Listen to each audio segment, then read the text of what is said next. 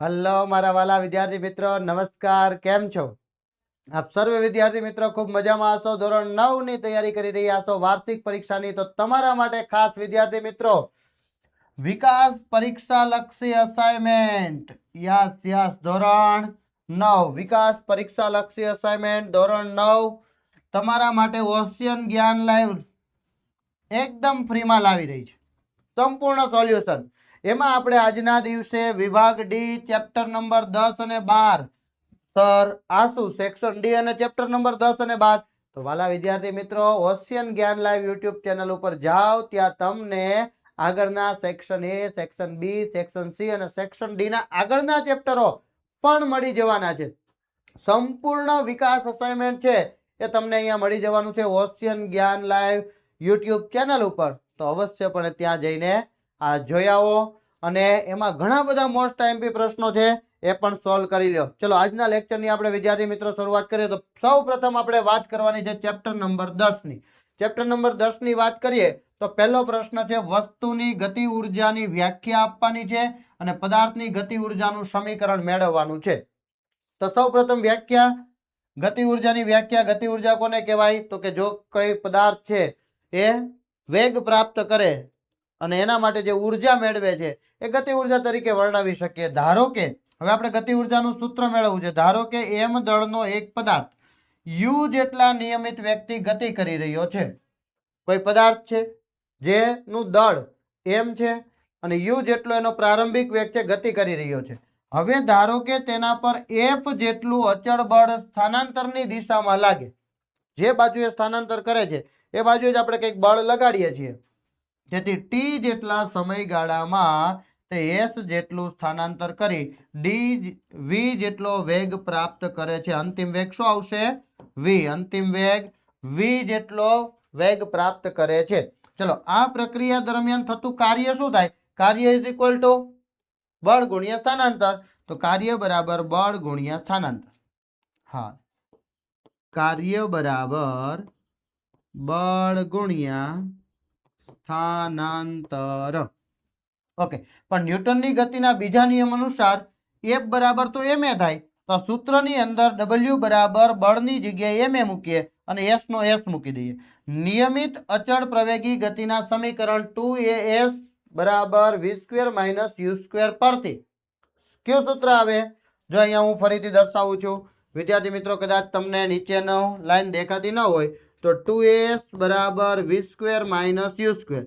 ચલો, આ સૂત્રની અંદર આપણે આ સ્થાનાંતર છે અથવા અંતર છે એને આપણે કરતા બનાવવો છે. તો આ બંને પદ આની સાથે ગુણાકારમાં છે. હું જો એને બરાબરની આ બાજુ લઈ જાઉં તો ભાગાકારમાં જાય. તો s બરાબર v² - u² છેદમાં 2a.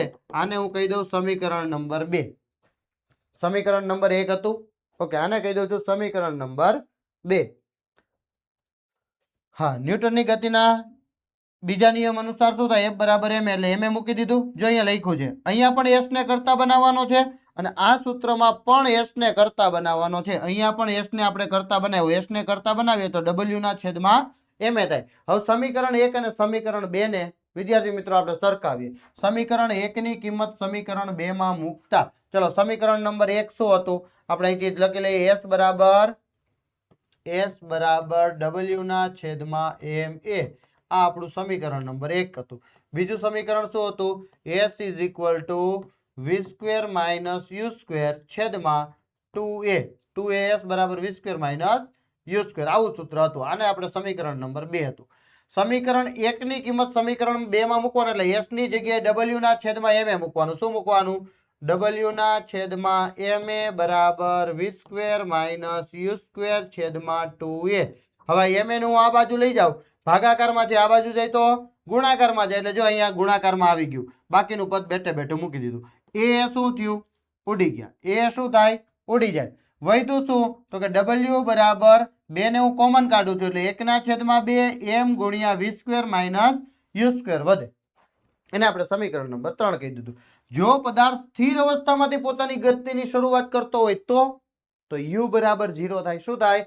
યુ બરાબર 0 થાય તો યુ બરાબર 0 કરીએ ને એટલે આખું પદ નીકળી જાય. યુ બરાબર 0 કરીએ એટલે આખું પદ નીકળી જાય. શું વધ્યું? ડબલ્યુ બરાબર 1/2 mv સ્ક્વેર. આમ સ્પષ્ટ છે કે m દળના પદાર્થને સ્થિર અવસ્થામાંથી v વેગવાળા ગતિમાન સ્થિતિમાં લાવવા છે આપણે, તો એના માટે એના પર 1/2 mv સ્ક્વેર જેટલું કાર્ય કરવું પડે છે, જે પદાર્થની ગતિ ઉર્જા ઈકે સ્વરૂપે સંગ્રહ પામે છે.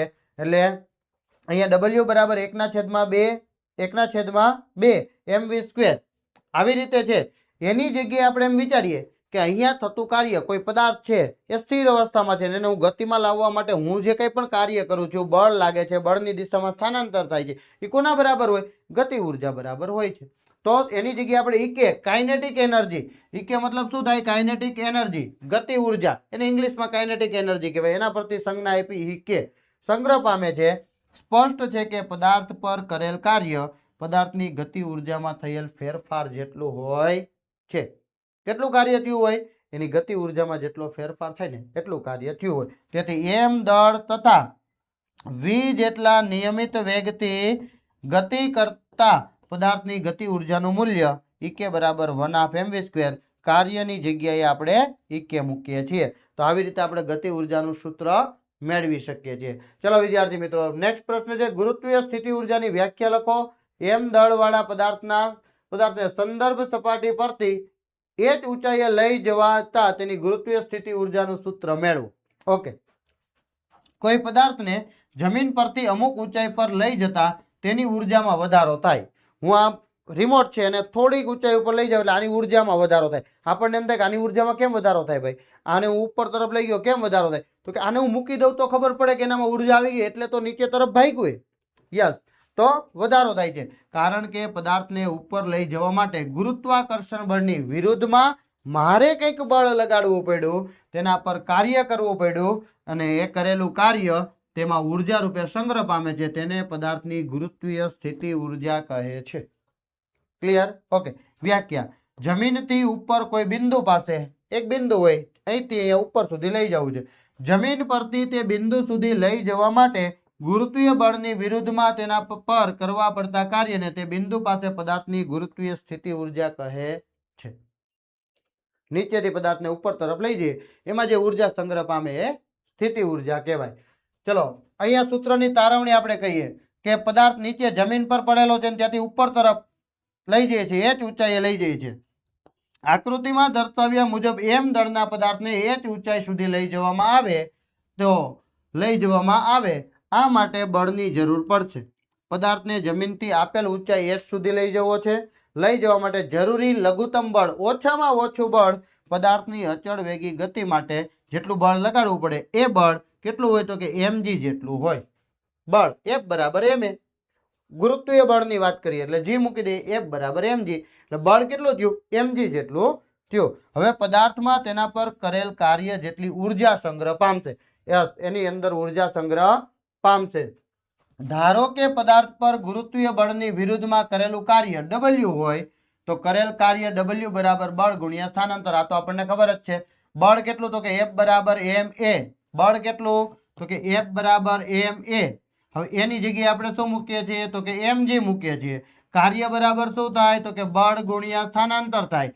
બળની જગ્યાએ આપણે mg મૂકીએ, સ્થાનાંતરની જગ્યાએ ઊંચાઈ મૂકીએ એટલે mgh થયું. કાર્ય બરાબર mgh થયું. અહીંયા થતું કાર્ય કોના બરાબર હોય? તો કે પદાર્થમાં સંગ્રહ પામતી સ્થિતિ ઉર્જા બરાબર હોય. કારણ કે પદાર્થને ઉપર લઈ જાવ તો એમાં સ્થિતિ ઉર્જા સંગ્રહ પામે. સ્થિતિ ઉર્જા એટલે EP, પોટેન્શિયલ એનર્જી કહેવાય. પદાર્થ પર કરેલ કાર્ય mgh જેટલું છે, તેથી પદાર્થને mgh જેટલી ઉર્જા મળે છે, જે પદાર્થની સ્થિતિ ઉર્જા, ગુરુત્વીય સ્થિતિ ઉર્જા EP, પોટેન્શિયલ એનર્જી છે. તેથી W ની જગ્યાએ શું મૂકી દેવાનું? EP મૂકી દેવાનું. EP બરાબર mgh.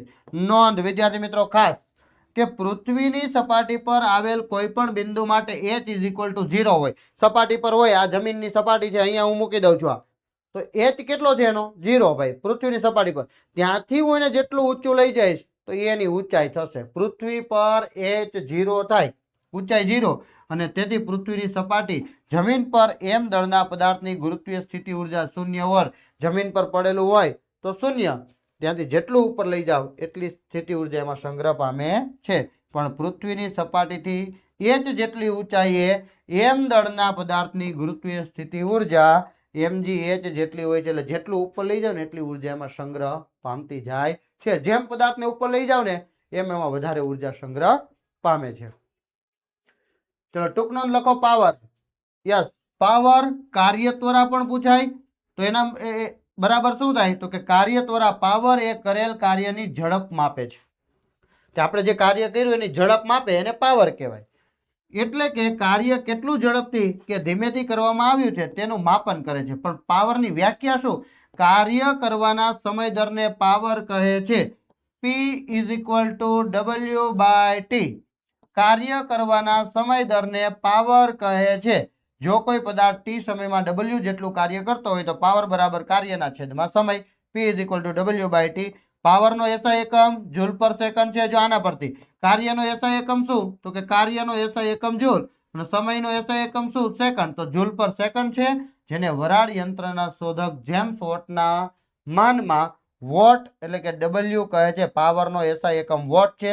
1 વોટ બરાબર શું થાય તો કે P બરાબર 1 વોટ અને જૂલ પર સેકન્ડ એટલે 1 જૂલ પર સેકન્ડ થશે. ચલો ત્યાર પછી વોટની વ્યાખ્યા જ્યાં વૈજ્ઞાનિકનું નામ આવે ને એકમમાં એટલે એની વ્યાખ્યા આવે. જો કોઈ પદાર્થ 1 સેકન્ડમાં 1 જૂલ કાર્ય કરતો હોય કેવી રીતે દર્શાવવાનું? 1 વોટ બરાબર 1 જૂલ બાય 1 સેકન્ડ. જો કોઈ પદાર્થ 1 સેકન્ડમાં 1 જૂલ કાર્ય કરતો હોય તો તેના ઉર્જાના વપરાશનો દર એટલે કે તેનો પાવર 1 વોટ છે તેમ કહેવાય. આવી રીતે વ્યાખ્યા થાય. આગળ જોઈએ કે પાવરના મોટા એકમ કિલોવોટ અને મેગાવોટ છે. જ્યાં 1 કિલોવોટ બરાબર 10³ વોટ અથવા 10³ જૂલ પર સેકન્ડ થાય. વોટની જગ્યાએ જૂલ પર સેકન્ડ પણ મૂકી શકીએ. અને 1 મેગાવોટ બરાબર 10⁶ વોટ અથવા 10⁶ જૂલ પર સેકન્ડ થાય. બરાબર, બે એકમો થાય. જૂલ પર સેકન્ડ પણ એકમ થાય અને વોટ પણ એકમ થાય એટલે બે સમાન જ થાય. આગળ જોઈએ, જો પદાર્થનો પાવર સમય સાથે બદલાતો હોય તો એનો અર્થ એ થયો કે પદાર્થ જુદા જુદા દરથી કાર્ય કરે છે. હા, બધાની કામ કરવાની શક્તિ અલગ અલગ હોય. કોઈક હોમવર્ક થી અડધી કલાકમાં પૂરું કરી દે, કોઈકને હોમવર્ક કરવા માટે 1 કલાકનો સમયગાળો લાગે. તો પાવર વધારે હોય તો સમય ઓછો લાગે. એ પોતાની બધી જ શક્તિઓ એમાં ખોપી દે છે એટલે અડધી કલાકની અંદર હોમવર્ક થઈ જાય છે. તો પાવર ઉપર આધાર હોય છે. તે વખતે સરેરાશ પાવરનો ખ્યાલ વધારે ઉપયોગી છે. તો સરેરાશ પાવર બરાબર ઉપયોગમાં લીધેલું કુલ ઉર્જા છેદમાં લીધેલ કુલ સમય વડે દર્શાવી શકીએ છીએ. આ આપણી પાવરની ટૂંક નોંધ થઈ. ચલો ત્યાર પછી જોઈએ કે 20 કિલોગ્રામ દળનો એક પદાર્થ 8 મીટર પર સેકન્ડના નિયમિત વેગથી ગતિ કરે છે તો પદાર્થની ગતિ ઉર્જા કેટલી હશે? દાખલો પૂછાય એટલે પહેલી પ્રાયોરિટી વિદ્યાર્થી મિત્રો કે 20 કિલોગ્રામ તો કે દળ છે m બરાબર 20 કિલોગ્રામ દર્શાવી દો. એક પદાર્થ 8 મીટર પર સેકન્ડ જો ના નિયમિત વેગથી ગતિ કરે છે એટલે એ આપણો વેગ છે. કેટલો છે તો કે 8 મીટર પર સેકન્ડનો વેગ છે કરે છે તો તેની ગતિ ઉર્જા કેટલી થાય? ગતિ ઉર્જા એટલે ઈકે. ગતિ ઉર્જા એટલે ઈકે. ફરજિયાત આ મથાળું બાંધવાનું, ફરજિયાત મથાળું બાંધવાનું. જો આવું લખ્યું હશે તો અડધો માર્ક્સ મતલબ માર્ક્સ કઈ કપાશે નહીં, પણ આવું નહીં લખ્યું હોય તો ચોક્કસથી અડધો માર્ક્સ કપાઈ જશે. બરાબર, એટલે આવું લખવાનું. ચલો આપણે દાખલો ગણીએ. આપણું સૂત્ર શું છે તો કે સૂત્ર જો અહીંયા હું ગણું છું, સૂત્ર લખું છું ઈકે બરાબર 1/2 mv². ચલો 1/2 તો છે જ. દળ કેટલું છે વિદ્યાર્થી મિત્રો તો કે 20 છે. અહીંયા ભૂલ કરીએ છીએ, અહીંયા ભૂલ કરીએ. શું ભૂલ કરીએ તો કે અહીંયા વેગ 8 છે, અહીંયા 20² છે એટલે પહેલેથી જ લખી દેવાનું 8 × 8. જો સેજ પણ આમ તેમ કર્યું અને 1 8 ભૂલાઈ ગયો એટલે જવાબ ખોટો. આપણે સાદુરૂપ આપી દઈએ. અહીંયા આપણે આમ કરી દઈએ 10 10 8 2 16 16 1 16 સોરી 8 8 64 8 8 64 64 × 1 64 640 અથવા તમે અહીંથી પણ ભાગ ચલાવી શકો. બરાબર છે. 4 2 8 જો અહીંયા 4 હોય તો 8 ચોક 32 32 2 64 ને 1 0 640 જૂલ આપ ગતિ ઉર્જા હોય. બરાબર, તો ગતિ ઉર્જા આવો સિમ્પલ દાખલો છે, સરસ મજાનો દાખલો છે તો અવશ્યપણે વ્યવસ્થિત ગણવાનો. ચલો નેક્સ્ટ બીજો દાખલો જોઈએ કે 6 કિલોગ્રામ દળનો એક પદાર્થ છે. જો અહીંયા ફરીથી દળ આપેલું છે. 6 કિલોગ્રામ દળનો એક પદાર્થ છે. જમીન પરથી અમુક ઊંચાઈ આવેલો છે, એટલે કે ઉપર પડેલો છે. જો આ પદાર્થની સ્થિતિ ઉર્જા 360 જૂલ છે. સ્થિતિ ઉર્જા એટલે ઈપી, પોટેન્શિયલ ઓફ એનર્જી કેટલી છે? 360 જૂલ. વિદ્યાર્થી મિત્રો યસ, બધું જ લખવાનું વ્યવસ્થિત. તો પદાર્થની જમીનની સાપેક્ષે ઊંચાઈ શોધવાનું છે. એચ શોધવાનું છે. શોધી લઈએ. જીનું મૂલ્ય આપેલું છે કે ગુરુત્વ પ્રવેગનું મૂલ્ય સરળતા ખાતર 10 મીટર પર સેકન્ડ સ્ક્વેર લ્યો. લઈ લીધું. ચલો આને આપણે ગણતરીની શરૂઆત કરીએ. તમારે તો આ બધું વ્યવસ્થિત લખીને એક જ બાજુએ લખવાનું છે. હું અહીંયા સૂત્ર મૂકીને એમાં કિંમત મૂકીશ. ચલો શું સૂત્ર આવશે? તો કે સ્થિતિ ઉર્જા EP is equal to mgh. Okay, h ને કરતા બનાવી દઈએ કારણ કે ઊંચાઈ શોધવાનું છે. ઊંચાઈ શોધવાનું એટલે h ને કરતા બનાવો. h ને કરતા બનાવો એને એકલો પાડવાનો છે. mg ને આ બાજુ લાવવાનું. ગુણાકારમાં છે, આ બાજુ આવશે તો ભાગાકારમાં. આ બાજુ કોણ છે? તો કે ઈપી છે. કોણ છે? ઈપી, પોટેન્શિયલ એનર્જી, છેદમાં જો ગુણાકારમાં છે આ બાજુ લાવ્યા એટલે ભાગાકારમાં ઈપી ના છેદમાં જશે mg. બધા જ મૂલ્ય ઉપર આપેલા છે તો આપણે કિંમત મૂકીએ. ઈપી બરાબર કેટલા છે? તો કે 360 છેદમાં m કેટલો છે? તો કે 6 ગુણ્યા g કેટલો છે? તો કે 10. 0 0 ગયા 6 ગુણ્યા 6 36. ઊંચાઈ બરાબર 6 મીટરની ઊંચાઈ આવશે. વિદ્યાર્થી મિત્રો કેટલી આવશે? 6 મીટર. એકમ પણ ભૂલવાનો નથી. તમામ બાબતો આપણે વ્યવસ્થિત લખવાની છે. પૂરેપૂરા માર્ક્સ લાવવાના છે. ચલો નેક્સ્ટ જોઈએ.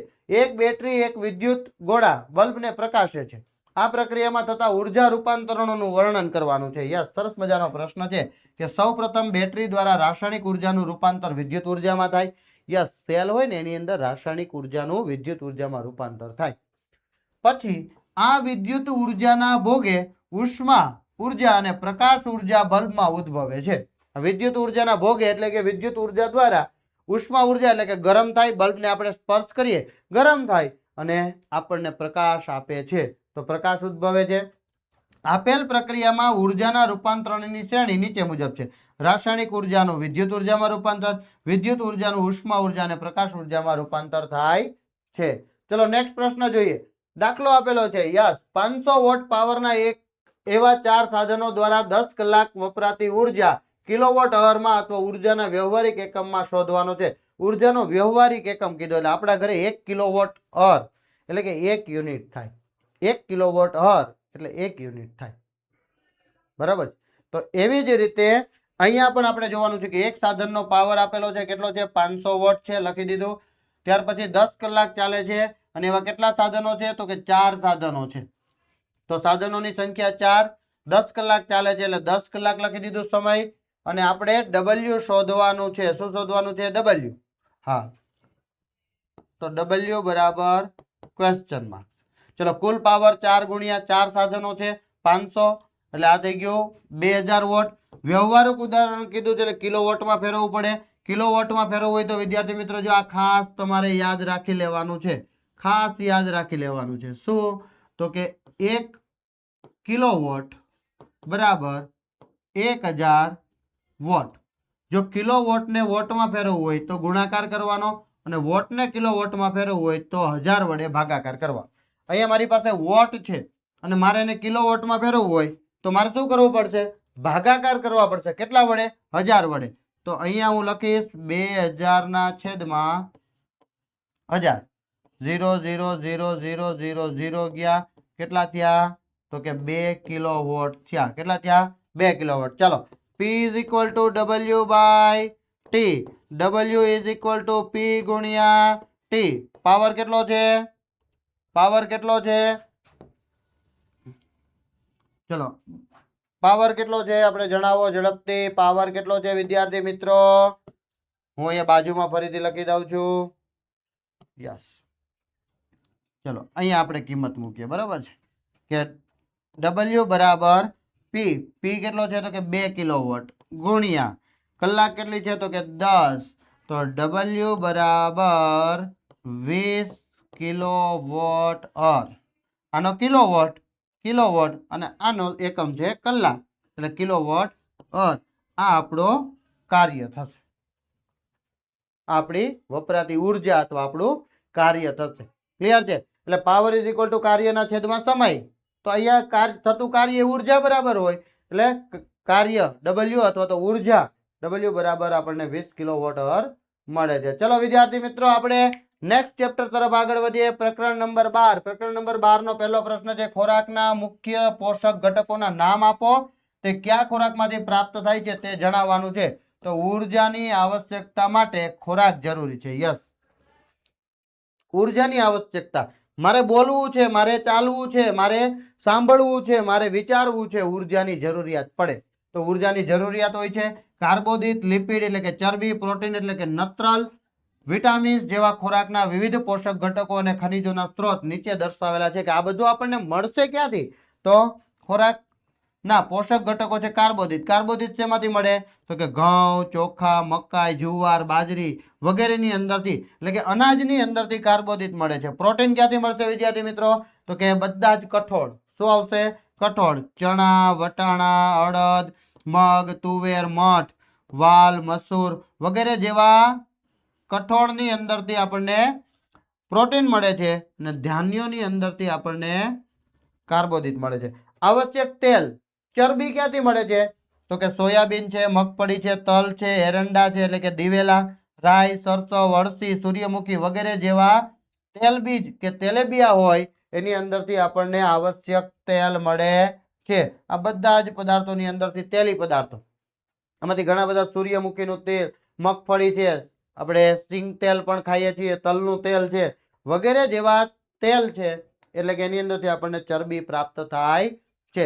ચલો નેક્સ્ટ પ્રશ્ન તરફ આગળ વધીએ. એ પહેલા હજી મસાલાની વાત, વિટામિન્સની વાત બાકી છે. તો આ ઉપરાંત શાકભાજી, મસાલા અને ફળોમાંથી વિટામિન અને ખનિજ ક્ષાર સાથે કેટલાક પ્રોટીન અને કાર્બોદિત પણ મળે છે. એટલે આ બધું ખાવાથી ફળ છે, મસાલા છે, શાકભાજી છે એની અંદરથી ખાલી વિટામિન જ ન મળે, સાથે સાથે પ્રોટીન પણ મળે અને કાર્બોદિત પણ આમાંથી મળતા હોય છે. પશુધન માટે ઘાસચારો બરસીમ, જવ અને સુદાન ઘાસ સ્વરૂપે હોય છે. અહીંયા આપણને ઘણા બધા આકૃતિની અંદર એવા પદાર્થો આપ્યા છે કે જેની અંદરથી પ્રોટીન મળે છે, તેલ મળે છે, આ ઉપરાંત વિટામિન્સ મળતું હોય વગેરે જેવા પદાર્થો મળે છે, આપેલું છે. ચલો નેક્સ્ટ પ્રશ્ન. હવે તો કે કીટકો પાકની ઉત્પાદકતા કેવી રીતે ઘટાડે છે તેનું નિયંત્રણ સમજાવો. પાકને કેવી રીતે ઘટાડી દે? આપણા ખેતરની અંદર કીટકો આવ્યો હોય તો આપણને બધાને ખબર છે કે અત્યારે રાસાયણિક ખાતરોનો ઉપયોગ વધ્યો છે, સાથે સાથે જંતુનાશક દવાઓનો પણ ઉપયોગ વધ્યો છે. શા માટે જંતુનાશક દવાઓનો છંટકાવ કરે? તો કે આવા કીટકો આવ્યા હોય એ કીટકોને ભગાડવા માટે. પણ આ કીટકો કેવી રીતે ઉત્પાદકતા ઘટાડે છે ચલો જોઈએ. કીટકો 3 પ્રકારે વનસ્પતિઓ પર આક્રમણ કરે. ભાઈ ત્રાટ કેવો આક્રમણ કરે, ખરાબ કરી નાખે છે અને પાકની ઉત્પાદકતામાં ઘટાડો કરે છે. જેમ કે મૂળ, પ્રકાંડ અને પર્ણોને કોતરી નાખે, એમાં કાણા પાડી દે, છિદ્રો પાડી દે. એટલે જે જલવાહિની અને અનવાહિન, જલવાહક પેશી અને અનવાહક પેશી હોય ને એટલે એના જે ઘટકો હોય ને એમાં છિદ્રો પડી જાય એટલે પૂરતા પ્રમાણમાં પોષણ દરેક અંગો સુધી પહોંચતું નથી. તે વનસ્પતિઓના વિવિધ ભાગોમાંથી કોષરસ ચૂસી લે છે. યસ, જીવતા રહેવા માટે કોષરસ હોય. કોઈ પણ કોષને જીવતા રહેવું હોય ને તો કોષરસ હોવો જોઈએ. એ તો એ ચૂસી લે છે. તે પ્રકાંડ અને ફળોમાં છિદ્ર કરી નાખે છે. પ્રકાંડ એટલે કે ડાળી અને ફળ હોય એની અંદર છિદ્ર કરી દે એટલે એની અંદર ઈયળો ને બધું થાય ને બધું નુકસાન કરતું. એટલે આ 3 રીતે એ ઉત્પાદનમાં ઘટાડો કરે છે. કીટક નિયંત્રણ કેવી રીતે કરી શકાય છે? તો કે કીટનાશક રસાયણોનો પાકના છોડ પર છંટકાવ કરવામાં આવે છે અથવા બીજ અને ભૂમિના ઉપચાર માટે રસાયણનો ઉપયોગ કરવામાં આવે છે. આ રસાયણોનો નિયત માત્રામાં જો ઉપયોગ કરવો જરૂરી છે. અન્યથા શું થાય? તો કે આપણે જાણીએ જ છીએ કે ઘણા બધા રોગો, કેન્સર જેવા ભયાનક રોગો છે એ આવી રહ્યા છે. અન્યથા વનસ્પતિ અને પ્રાણીઓ માટે વિષારી અસરો સર્જે છે. વિષારી એટલે કે ઝેરી અસરો. આ રસાયણો પર્યાવરણીય પ્રદૂષણ પ્રેરે છે, પર્યાવરણમાં પ્રદૂષણ પણ પ્રેરે છે. કીટ પ્રતિરોધક ક્ષમતા ધરાવતી જાતોનો ઉપયોગ કરવામાં આવે છે. એવું અનાજ બીજ બનાવવાનું કે જેનાથી કીટકો છે ને એ આવે જ નહીં, એની સામે રક્ષણ મેળવી લે એવી. ઉનાળાની ઋતુમાં ખેડાણ જેવી કેટલીક નિષેધાત્મક પદ્ધતિઓ વડે કીટક નિયંત્રણ કરી શકાય છે. ઉનાળાની ઋતુ હોય, ખૂબ તડકો પડે, ખેડાણ કરવામાં આવે, જમીનને ઉલટ કરવામાં આવે તો કેટલીક હદ સુધી આમાં બચી શકાય. કેટલીક હદ સુધી જંતુઓના નાશ માટે ઉનાળામાં ઊંડું ખેડાણ કરવામાં આવે છે હળ ચલાવવામાં આવે અને જમીનને એકદમ તપવા દેવામાં આવે એટલે કીટકો છે એ નાશ પામતા હોય છે. ચલો, પશુપાલનમાં દુધાળા પશુઓના સ્વાસ્થ્ય અને સફાઈ અને નિવાસ સ્થાનની માહિતી આપવાની છે. અને બીજો પ્રશ્ન છે પશુપાલન અને મરઘા પાલનની પ્રબંધન પ્રણાલીમાં શું સમાનતા છે, કે આ બંનેનું પાલન કરતા હોય ત્યારે શું સમાનતા જોવા મળે જોવાનું છે. પહેલું છે પશુપાલનમાં દુધાળા પશુઓનું સ્વાસ્થ્ય વધુ અને સ્વચ્છ દૂધ ઉત્પાદન માટે જરૂરી છે. હા, આપણા પશુ હોય, પાલતુ પ્રાણીઓ હોય, દૂધ આપણને આપતા હોય, હવે એવા સજીવોને જો આપણે સ્વાસ્થ્ય સારું ન રાખીએ, વારંવાર બીમાર પડે તો પૂરતા પ્રમાણમાં દૂધ પણ આપતા નથી. એટલા માટે સ્વાસ્થ્ય જરૂરી છે. તે માટે ગાય અને ભેંસના શરીરની યોગ્ય સફાઈ અને યોગ્ય નિવાસ સ્થાનની આવશ્યકતા રહેલી છે. એ જ્યાં બેસતા હોય, રહેતા હોય ત્યાં વ્યવસ્થિત સ્વચ્છ અને ભીનું ને ભીનું ન રહે એવી વ્યવસ્થા આપણે કરવી જોઈએ. શરીર સફાઈ, કે પશુના શરીર પરથી ખરેલા વાળ હોય, શરીર પરની ધૂળ દૂર કરવા માટે નિયમિત રીતે પશુઓને બ્રશથી સફાઈ કરવી જોઈએ. તેમના મોં, જડબા છે એ મીઠું ઘસીને સાફ કરવા જોઈએ. બીજું નિવાસ સ્થાન, કે ગમાણ, કે ભોંયતળિયું છે એ પાકું અને ઢોળાવવાળું હોવું જોઈએ. આ ઢોળાવવાળું હશે તો શું થશે, તો કે ગાય ભેંસ છે એ મૂત્ર કરશે, પેશાબ કરશે તો એ ત્યાં ને ત્યાં ભરાઈ નહીં રહે અને ગટર બાજુ વહી જશે અથવા તો જમીનમાં જતું રહેશે. આથી નિવાસ સ્થાન સ્વચ્છ અને સૂકું રહે. બીજું, નિવાસ સ્થાન ધાબાવાળું અને હવાની અવર જવર યુક્ત હોવું જોઈએ. આપણને જેમ ગરમી થાય ને એમ પશુઓને પણ ગરમી થાય, એટલે એમનું પણ આપણે ધ્યાન રાખવું જોઈએ, જેથી પશુઓને ગરમી, ઠંડી અને વરસાદથી ત્રણેયથી રક્ષણ મળી શકે એવી કાળજી આપણે રાખવી જોઈએ. પશુપાલન અને મરઘા પાલનની પ્રબંધન પ્રણાલીમાં નીચેની બાબતોની સમાનતા જોવા મળે. જો પશુપાલન હોય કે મરઘા પાલન હોય તો પેલું નિવાસ, કે દુધાળા પશુઓ અને મરઘાઓ માટે સ્વચ્છ, હવા ઉજાસ યુક્ત, જંતુ રહિત નિવાસ સ્થાન જરૂરી છે. યસ, નિવાસ સ્થાન એકદમ પરફેક્ટ બંને માટે હોવું જોઈએ. આહાર, બંને કંઈક ને કંઈક ઉત્પાદન આપે છે. મરઘી છે તો એ ઈંડાઓ આપે, એ પણ ખોરાક તરીકે ઉપયોગમાં લેવાય છે. જ્યારે ગાય ભેંસ હોય તો એ દૂધ આપે છે, એ પણ આહારમાં આપણે ઉપયોગમાં લઈએ છીએ. તો સારી ગુણવત્તાયુક્ત પ્રાણી ઉત્પાદન માટે પશુઓ અને મરઘાને સંતુલિત પોષણક્ષમ આહાર જરૂરી છે. એટલે આહાર સારો આપવો જોઈએ. સ્વાસ્થ્ય, કે દુધાળા પશુઓ અને મરઘાને વાયરસ, બેક્ટેરિયા, ફૂગ વગેરે રોગકારક સામે રક્ષણ આપી સ્વાસ્થ્ય જાળવણી જરૂરી છે. એટલે નિવાસ, આહાર અને સ્વાસ્થ્ય ત્રણેય પશુપાલન અને મરઘાની સમાન પ્રબંધન પ્રણાલીમાં આવે છે. ચલો, ખેડૂતો માટે પશુપાલન પદ્ધતિઓ કેવી રીતે લાભદાયક છે અને વૈજ્ઞાનિક કારણ આપો કે પાકની ફેરબદલી કરવી જોઈએ. આ બંને પ્રશ્નો જોઈએ. તો પહેલો પ્રશ્ન છે ખેડૂતો માટે પશુપાલન પદ્ધતિઓ શું લાભદાયક છે. તો ખેડૂતો માટે પશુપાલન પદ્ધતિઓમાં લાભ નીચે મુજબ છે. પાલતુ પ્રાણીઓની સંતતિઓની સુધારેલી જાતો મેળવી શકાય છે. હા, આપણે ઘણી બધી ગીર ગાય ને ઘણા બધા નામો સાંભળ્યા હોય છે, બરાબર છે, જર્સી ગાય ને, તો આ બધા જે કંઈ પણ છે એ પાલતુ પ્રાણીઓની સંતતિઓની સુધારેલી જાતો મેળવી શકાય છે. દૂધ, ઈંડા, માંસ, માછલી, મધનું ઉત્પાદન વગેરે મેળવી શકાય છે પશુપાલનથી. પાલતુ પ્રાણીઓના રહેઠાણ, ખોરાક, સ્વાસ્થ્યની કાળજીનું વ્યવસ્થાપન કરવામાં આવે છે. આ બાબતો ખેડૂતોને તેમના આર્થિક સ્થિતિ સુધારવા માટે મદદરૂપ થાય છે. આનું વેચાણ કરે તો એને કંઈક આર્થિક રીતે મદદરૂપ થાય છે. બીજો પ્રશ્ન છે પાકની ફેરબદલી શા માટે કરવી જોઈએ. તો કે વર્ષો વર્ષ ખેતરની ભૂમિ પર એક જ પાક લેવાથી ભૂમિમાં શું થાય, એક પાક લીધો હોય તો એને જે પોષક દ્રવ્યો જોતા હોય મેળવી લે, પાછા જોતા તો એક સમય એવો આવશે કે અંદર રહેલા જે પોષક દ્રવ્યો છે ને બધા એક સરખા ઉપયોગમાં લેવાઈ ગયા છે. હવે બાકીના જે પોષક દ્રવ્યો છે ને વનસ્પતિને કઈ કામના જ નથી. તો એ શું કામનું, તો કે ભૂમિમાં પોષક તત્વોની ઉણપ ઊભી થાય છે અને ભૂમિની ફળદ્રુપતા ઘટે છે. ભૂમિની ફળદ્રુપતા ઘટવી એ સૌથી મોટું નુકસાનકારક છે. ભૂમિની મૃદુતા અને સિંચાઈની પ્રાપ્યતાને આધારે વિવિધ પાકનું સંમિશ્રણ કરવા, પાકની ફેરબદલી કરવાથી ભૂમિની ફળદ્રુપતા જળવાઈ રહે છે.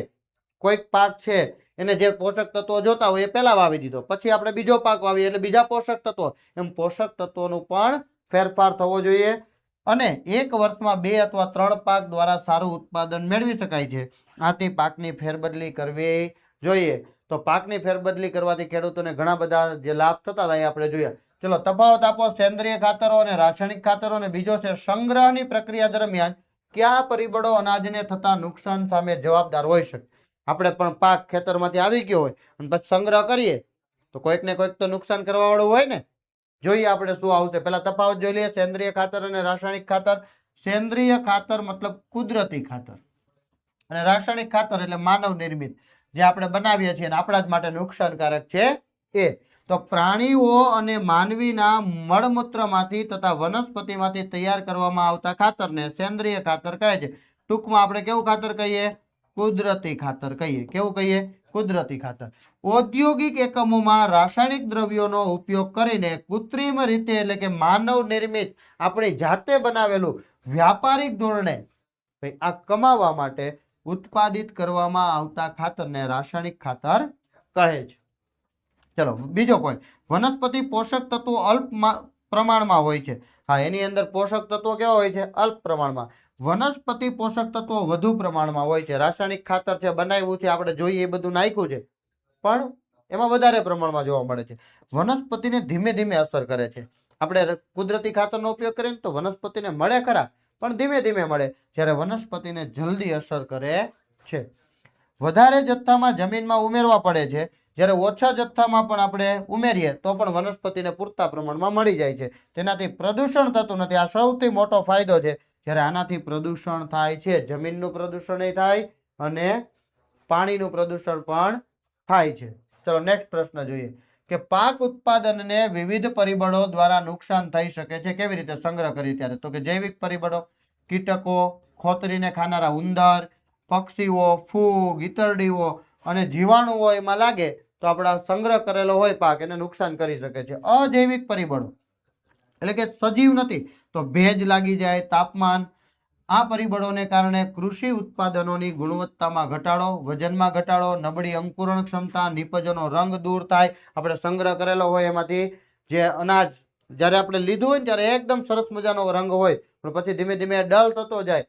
કારણોથી ઉત્પાદનની બજાર કિંમત ઘટે છે. આ વિવિધ નુકસાન થાય છે. તો આ આપણને નુકસાન કરે છે. હવે ખાસ તો વિદ્યાર્થી મિત્રો, તમે તમારા ધોરણના અપડેટ મેળવવા માંગતા હોય, તમે ધોરણ 9 ની અંદર અભ્યાસ કરો છો, તમે ધોરણ 10 માં આવવાના છો, તમારા ધોરણના તમે અપડેટ મેળવવા માંગતા હોય તો ઝડપથી વોટ્સઅપ ગ્રુપમાં જોડાઈ જાઓ. જે કંઈ પણ લેક્ચર હશે, વિડીયો લેક્ચર આવવાનો છે, તમને મળી જશે. તો અવશ્યપણે તમે વોટ્સઅપ ગ્રુપમાં જોડાઈ જાઓ. પણ જોડાવવું કેવી રીતે? તો કે નીચે ડિસ્ક્રિપ્શનમાં જાઓ, ત્યાં વોટ્સઅપમાં જોડાવાની લિંક છે. લિંક પર ક્લિક કરો, જોઈન કરો, જેથી જ્યારે પણ વિડીયો લેક્ચર આવવાના હશે ને, લાઈવ હોય કે રેકોર્ડેડ હોય, કોઈ પણ લેક્ચર હોય તેની લિંક તમને મળી જવાની છે. અને જો કદાચ કંઈ ખબર ના પડે તો વધારે માહિતી મેળવવા માટે 70 46 22 22 54 પર કોન્ટેક્ટ કરો. અવશ્યપણે તમારા પ્રશ્નોનું સોલ્યુશન તમને મળી જવાનું છે. તો વિદ્યાર્થી મિત્રો, અહીંયા આપણે વિકાસ પરીક્ષાલક્ષી અસાઇનમેન્ટને પૂર્ણ કરીએ છીએ. સંપૂર્ણ પૂરેપૂરું આપણે સોલ્યુશન મેળવી લીધું છે. હવે આપણે વન શોટ તરફ આગળ વધીશું. વન શોટમાં ખૂબ મહેનત કરજો અને જોડાઈ જજો લાઈવ લેક્ચરની અંદર. ફરી આપણે મળીએ. ત્યાં સુધી બધાને જય શ્રી કૃષ્ણ, જય સ્વામિનારાયણ, જય Dwarkadhish. Bye bye, C you.